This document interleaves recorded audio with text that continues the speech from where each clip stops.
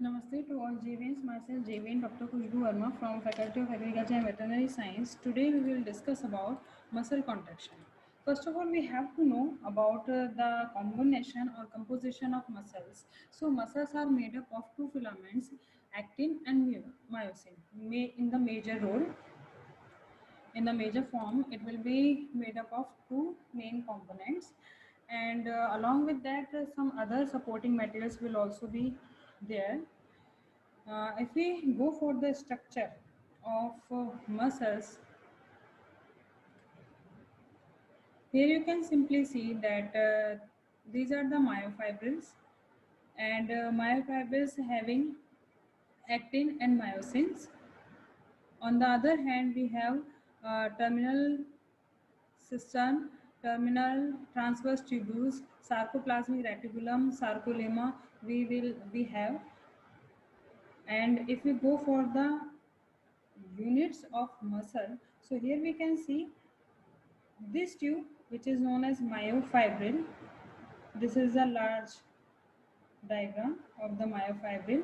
It contains sarcomere region, Z disc region. So if we analyze the sarcomere region, so we will get two type of filaments, like thin filament, which is F actin, and thick filament, which is made up of myosin. In F-actin, there are some other molecules will also be attached, like tropomycin, troponin will attach along with the actin. So sarcomere is made up of these molecules, and sarcomeres will prepare myofibrils, and many myofibrils will create a muscle. This is the sarcomere region area, which is known as A, and this is the Z disc. And in the relaxed form, so all regions will be proper separated with each other, but in contracted region, here we can simply see that sarcomere region is smaller in comparison to relaxed region. The contraction occur by a sliding filament mechanism. Jet discs have been pulled by actin filaments up to the end of myosin filaments, caused by forces generated by interaction of the cross bridges with the actin filaments. When an action potential travels along the muscle fiber, this causes SR to release sarcoplasm to release calcium ions, and calcium ions activate forces between myosin and actin filaments. Energy comes from ATP molecule. Here we can see this is the tail region having two heavy chains, and these two heavy chains will have head region. These are the light chains. And if we talk about the actin filaments, so actin filaments are arranged and they are making cross bridges with the this head region, and this region is hinges, and this is complete myosin filament. These are the actin filaments, and myosin filaments composed of multiple myosin molecules, as I have discussed in my previous session about the myosin and actin filament structure. But here we have to know about the ATPase activity of the myosin head. So myosin head functions as an ATPase enzyme. This property allows the head to cleave ATP. Because if it will cleave ATP, it will generate energy, and this energy generation will help to contract the muscle. These are the active sites. This is F-actin, and these are the tropomycin, troponin complex. Tropomycins are like this, and this is the actin molecule, and troponins are arranged in between tropomycin and actin. Troponins are actually complex of three loosely bound protein subunits: tropin 1 for actin, troponin T for tropomycin, and troponin C for calcium ion. Active sites on the normal actin filament of the relaxed muscle are inhibited or physically covered by the troponin tropomyosin complex.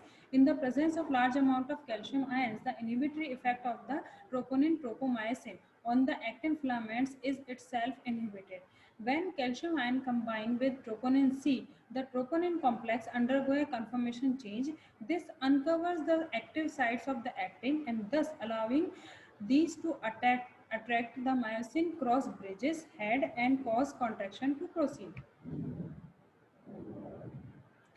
This is the walk along theory of contraction. When a head attached to an active site causes the head to tilt toward the arm and to drag the active filament along with it, and head automatically breaks away from the active site. It combines with a new active site, then the head tilts again, pulling the end of two successive actin filaments towards the center of the myosin filament.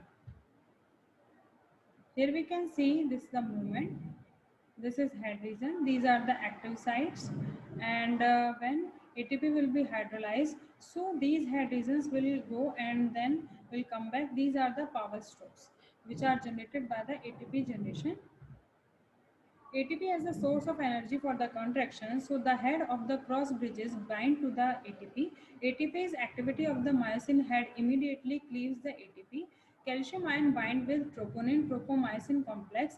Active sites on the actin filament are uncovered. Bond between head of the cross bridge and the active site of the actin filament.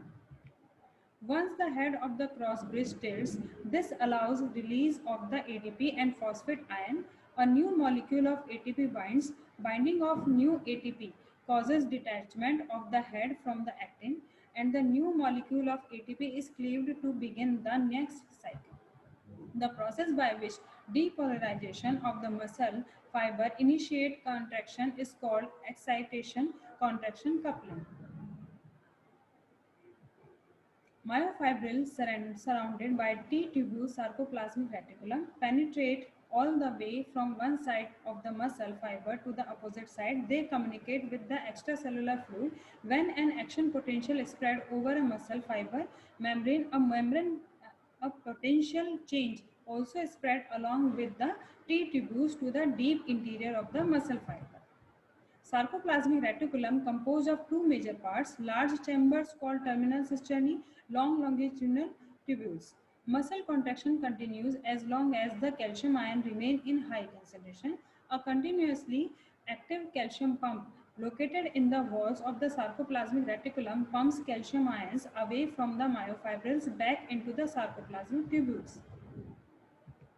So this is the sum up of muscle contraction, and this session is powered by digital version 2.0 Jyoti Vidyapeeth Women's University Jaipur. If you have any query, then mention in the comment box. I will resolve it. Thank you.